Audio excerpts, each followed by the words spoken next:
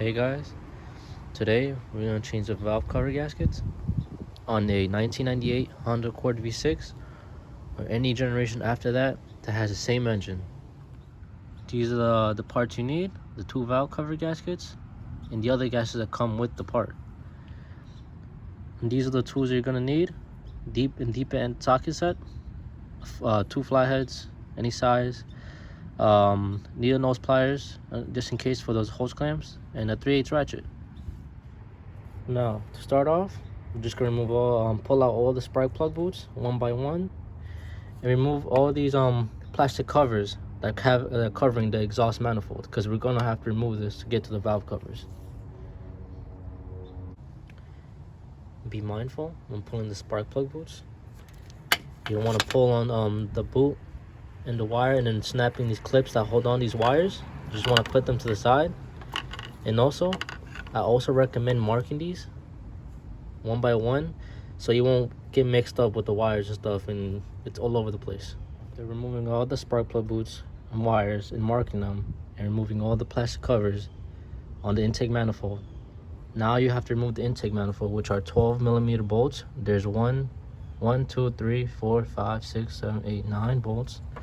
And before you even do that, you have to remove these plastic covers that are covering the valve cover, because if you remove this first, you're gonna snap or have resistance because of this plastic cover. These are two 10mm bolts. Just remove this, then you can remove the intake manifold. I forgot to say this earlier. Always carry an extension. It always helps too, because I realized you can't get your deep end socket in there. But before you do anything, remove this these plastic covers, bolts, the 10mm. Just remove them each one by one, and do the same for the other side since it's a V6 engine. Now after removing those covers off, now we can get to the intake manifold bolts.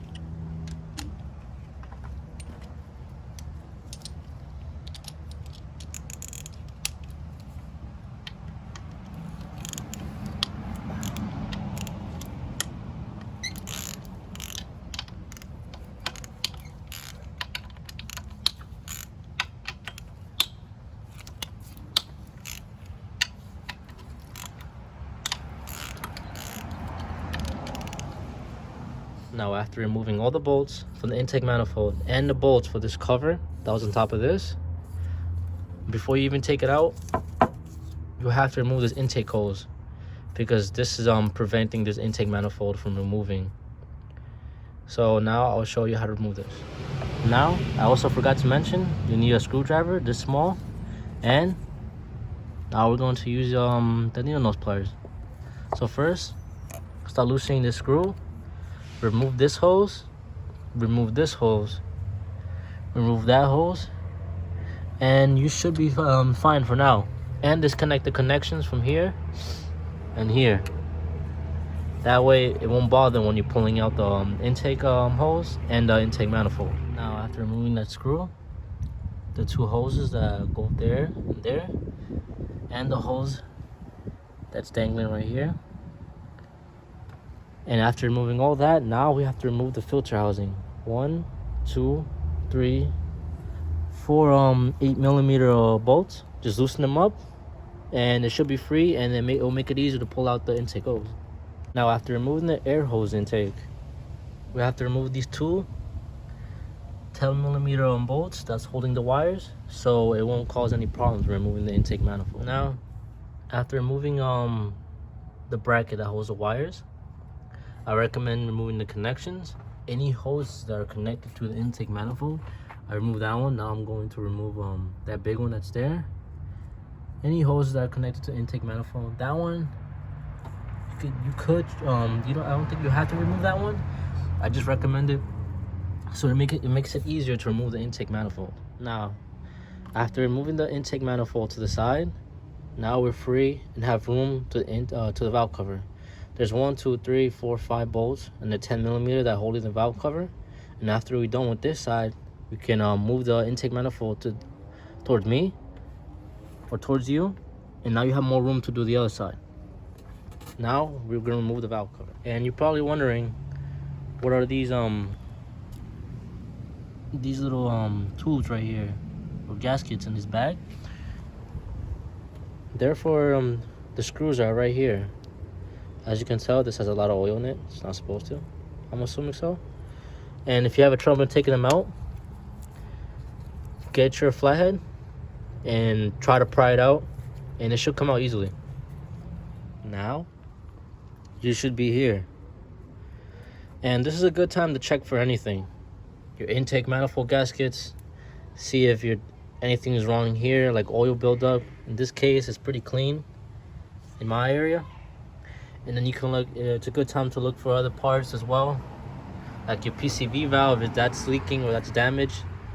And now, I'm gonna show you how to remove each of these tube seals and the gasket itself.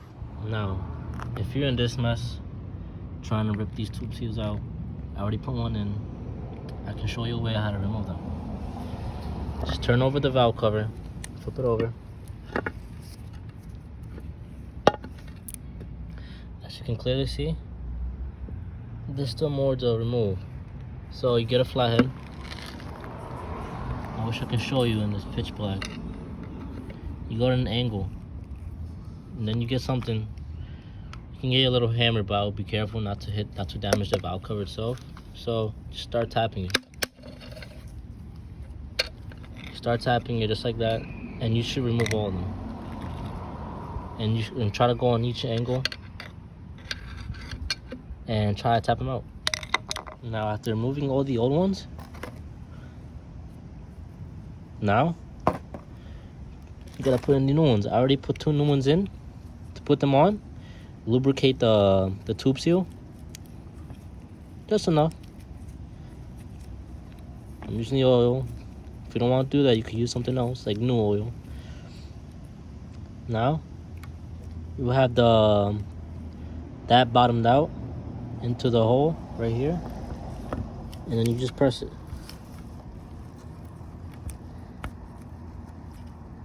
Sometimes what will happen, it's not gonna stay flush. Oops, sorry. See how it's not flush compared to the other ones? So what you do, grab a flathead or any type of screwdriver with the bottom.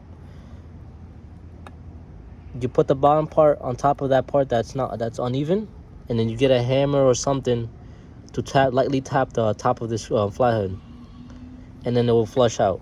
And then you just start looking at each one, make sure everything's flushed out. And then next, we're gonna remove the valve cover gasket. Now, to remove the valve cover gasket, sometimes they do tend to get stuck. Don't try what I try to do, use a razor blade or a flathead, because you can scratch it. What you can do is find a weak spot and try to pry it out. And if you can't, then try using that flathead and try your best not to scratch it. And then what you do is, if you have it like this, you start peeling away all around, and then put the new gasket with the notch. In this case, if yours is like this, the notch, this is the part with the notch right here. It looks like this, with the notch facing that way. Okay? Now, after you put all the bolts back on with their gaskets, mind yourself, before you even tying them up, tying them in the correct pattern, crisscross, here, here, here, here, here, or in reverse, and the same thing you do on the other side.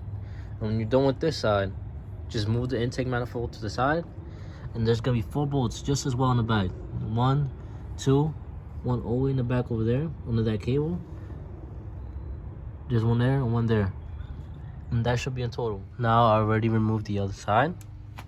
Now you just gotta do the same process for this side and just put it back together. Now, before tightening the exhaust manifold, tighten them in a crisscross pattern. And I'll put all the torque specifications in the description below. And now you just gotta put everything back in order, starting with the exhaust manifold. Connect everything that you disconnected, and including your air hose intake and housing, and connect all the connections that connect to the throttle body. Then after that, you put back all the boots and make sure that you numbered them 1 by 1, so you remember which one goes in which. You don't want to mess with that. And then start her up and see how it goes. Now, after putting everything back together, all the connections, all the hoses, now we can start her up and see how she goes.